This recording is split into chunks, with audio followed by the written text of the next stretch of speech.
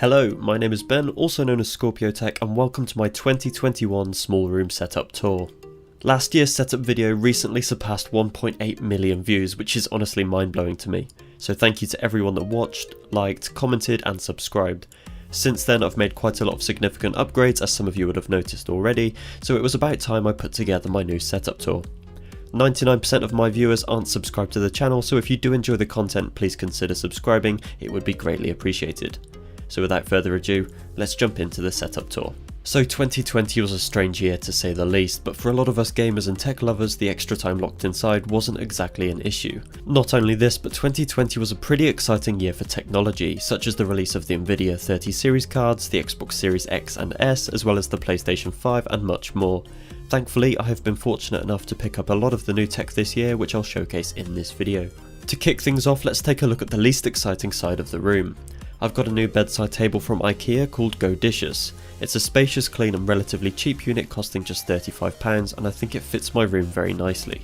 Moving on, we have an IKEA Cacti, the Atomtech 3-in-1 stand for phones, smartwatches and AirPods. On there I've got my AirPod Pros, an old iPhone 6s Plus that I use for notifications, and my Apple Watch Series 3, which is still going strong. Moving further to the left, we have an Amazon Alexa and the beautiful Orki RGB touch lamp, which I would highly recommend. As with everything in this video, I will link as much as possible down in the description. As some of you may have noticed, the bed has also changed. This is the Bergamo bed from Benson's for Beds in the UK, which arrived just a couple of days ago.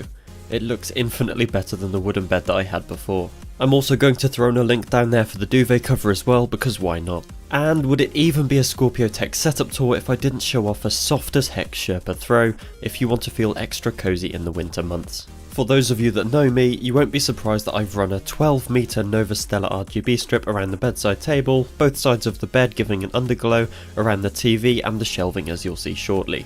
But before then, let's move on to a more exciting area of the room, and that is the console gaming setup. I've been lucky enough to get my hands on both the PlayStation 5 and the Xbox Series X, but because of their much increased size over the predecessors, some DIY was in order.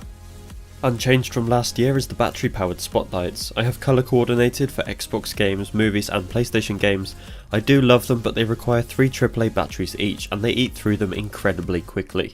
The PlayStation 5 Disc Edition is set up on the right hand side of the Locken 9 Cube shelving unit from B&M in the UK, and has plenty of space to breathe to avoid overheating.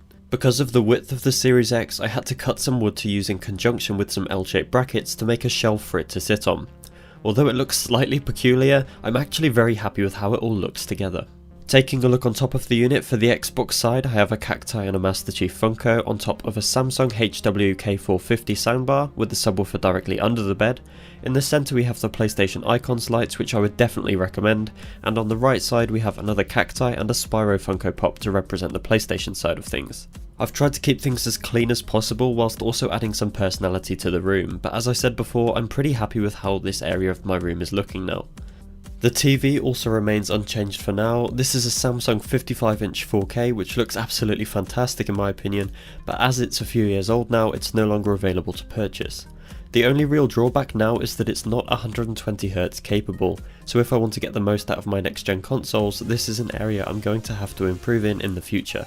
As stated earlier, the RGB strip runs around the entire TV and onwards to the shelves. Some of you will remember last year I struggled with getting a lighting solution for the very top shelf, but a few of you suggested an RGB strip, and that seems to have done the trick. On the IKEA Mosslander shelves that I have fixed upside down, I have a collection of Funkos from my favourite games and movies. I'm not actually a massive fan of how they look, but I think it's a nice way to bring back some memories. Moving down past the IKEA artificial plant, we have another new piece of tech. This is the Davoom Pixoo Max. It's a 32x32 pixel art display, which has a bunch of functions such as a clock, games, and a plethora of user created pixel art and much more. This is definitely one of my favourite new additions. I have a video covering this product as well as many more shown throughout this video on my channel with more in-depth reviews, so make sure to check those out. Also on top of the PC we have the Nintendo Switch. I have it plugged into my PC monitors to allow me to quickly play on the bigger screen whenever I feel like it. So here is the new look PC gaming setup. Quite a lot has changed here, so let's delve into it. By far the most expensive upgrade in the previous year is quite easily the Asus ROG Strix 3080, which is a huge upgrade from my previous Strix GTX 1070. I personally love how it looks, and you'll see the lighting customizations a little later. I recently did a video on this GPU, so if you're interested, make sure to check it out. But a long story short, the card is absolutely incredible performance wise. Running games maxed out with ease has made my gaming experience much more enjoyable. Also inside the PC we have an i9-9900K CPU overclocked at 5GHz, 32GB of Corsair Vengeance RGB RAM at 3200MHz, the NZXT Kraken X62 AIO CPU cooler, a Corsair RM750X power supply, as well as a 1TB Samsung 970 EVO Plus for the operating system. I will link the full spec list down in the description. So let's move on and take a look at what we have on the desk. First up we have a bog standard mic arm holding up the Rode NT USB microphone, which I'm using right now. I love this system very much as it allows me to easily move the microphone out the way when not in use to make it as non-intrusive as possible. Another big upgrade this year is the autonomous Ergo Chair 2, which was kindly sent out to me by the company. And although sent out, my opinion on this chair remains unbiased and I personally absolutely love it. It's customizable in practically every way you could imagine and comfortable for me even after very long sessions. The only downside for me personally is due to my limited space. It can get quite tricky to move around in the chair, but this is one of the compromises you have to make with a small room. Yet another upgrade I've made is the switch from a regular headset to studio headphones. These are the insanely comfortable Beyerdynamic DT990 Pros, which are open back 250 ohm headphones. I use them in conjunction with the small but mighty Sound Blaster G3 DAC amp, and I'm by no means an audiophile, but these things sound incredible with music, movies and games. You guessed it, yet another set of upgrades with the desktop peripherals. Firstly we have a Gamma-K K66, formerly known as the Wamiya K66, which is a 65% keyboard I picked up from Banggood for just £40. I personally chose the Brion switches, and after testing a bunch of boards they are currently my favourites. Whilst this keyboard definitely doesn't have the best build quality in the world by any means, for those that don't want to spend hundreds on a custom keyboard like myself, this is a great alternative. It has a huge amount of effects for both keycap lighting and for the acrylic base as well. I've paired this keyboard with a custom white coiled cable from Key Cables to make it look a little bit more special on the desk. And as you can see, I've drilled a hole in the desk as well to allow for this cable to neatly disappear from view, keeping the top of the desk looking as clean and tidy as possible. Now we don't have to look far for the next upgrade as it's sat just alongside the keyboard. Whilst a lot of people aren't fans of Razer, I personally really like the feel and quality of their mice.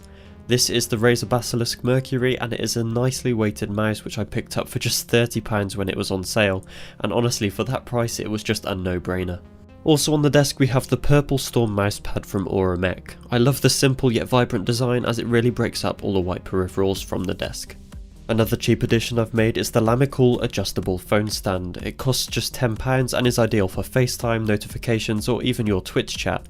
Psst, go and check out my Twitch channel, link is in the bio. As for the desk, we have kept things pretty much the same. The desktop is the IKEA Linmon, which is 150cm by 75cm, and it's held up either side by IKEA Alex drawers. I can definitely recommend the IKEA Alex drawers to you, but the Linmon desktop is not as durable as you would hope it would be, and after a year's use it's looking a little worn, so this may be something I change over the next year or so. In the drawers I keep some books, RGB remotes, handheld consoles and games, as well as some files and clothing in the lower drawers. Now a question I get all the time is where do I keep my clothes, and whilst some of it is kept in the lower drawers, unfortunately I have to use a closet which is outside my room to store the rest. This is obviously not ideal, but when you have such a limited space, this is a compromise that you might have to make. In the right set of drawers I keep some quick access screwdrivers, cable ties, notepads and my small Karambit collection. And underneath that we have what I like to call the controller graveyard for the previous generation and no longer functioning controllers. Now let's take a look at another new addition I've made on the desk. I've upgraded both monitors since the last setup tour and I'm incredibly happy with my choices. These are the Asus TUF VG27AQ monitors, which have a resolution of 2560 by 1440, 165Hz, IPS and are each 27 inches. I was unsure whether I could fit two 27-inch monitors on my desk, but I'm pleased to say I did. Well, just about anyway. After upgrading from 24-inch monitors, I have to say I think 27 inch is the perfect size for gaming and general use. Having two monitors is extremely useful for me, especially when editing, streaming and just generally multitasking. I don't think I could ever return to just using a single monitor again. As you can see, I have the right side monitor facing directly towards me and centered on my sitting position, with the left monitor at a diagonal to me for ease of viewing. This has, at least for me, been the ideal 2-monitor setup. Another choice you can make is by having the second monitor in portrait mode to claim back some desktop space if you do have a smaller desk size. I use a program called Wallpaper Engine on Steam to change to a variety of different static and animated wallpapers throughout the year to keep things looking fresh. Now I'm going to quickly go over how I change the feel or theme of the setup in just a few clicks. Because the majority of my case is filled with Corsair fans, RAM and RGB strips, I can control all of their lighting effects with the iCUE software. As for the motherboard and GPU lighting, I can use the Asus program called Armoury Crate to adjust those to match the theme. There are a whole load of options in terms of customization, so you should really never get bored, although typically I personally stick with white and cyan theme. This is also the case for the NZXT Kraken X62 with their CAM software. So now everything in the PC build is matching, let's take a look at the other lighting elements that I've implemented in my setup. Still, one of my favourite purchases of all time is the Nanoleaf light panels. They make a plain wall into something quite special. The app is fantastic and you can customise them in practically any way you can imagine. They are extremely bright, vibrant and sleek, and I think they would make any setup more appealing.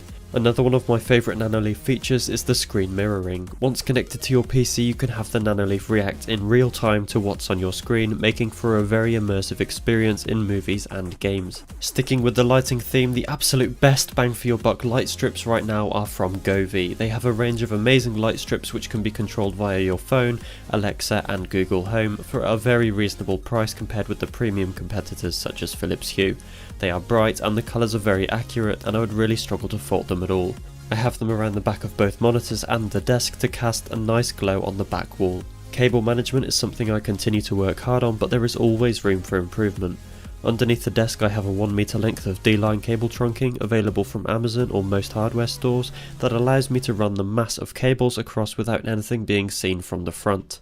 I've also attached the power extension to the back of the desk, which means I don't have to run my monitor cables all the way across the back wall, keeping things as neat as I can. As I mentioned last year, it is extremely useful to have a box full of cleaning equipment and cable management tools. In here I've got screen cleaning fluid, microfiber cloths, spray dusters, spare batteries, cable ties, screws, tools, tape and much more that will come in handy throughout the year. I'd also highly recommend getting yourself a pack of anti-static brushes to help you properly clean your PC and keyboard. Moving back over to the desk, my monitor stand I purchased is called the Levolta Dual Monitor Stand, however this no longer seems to be on sale.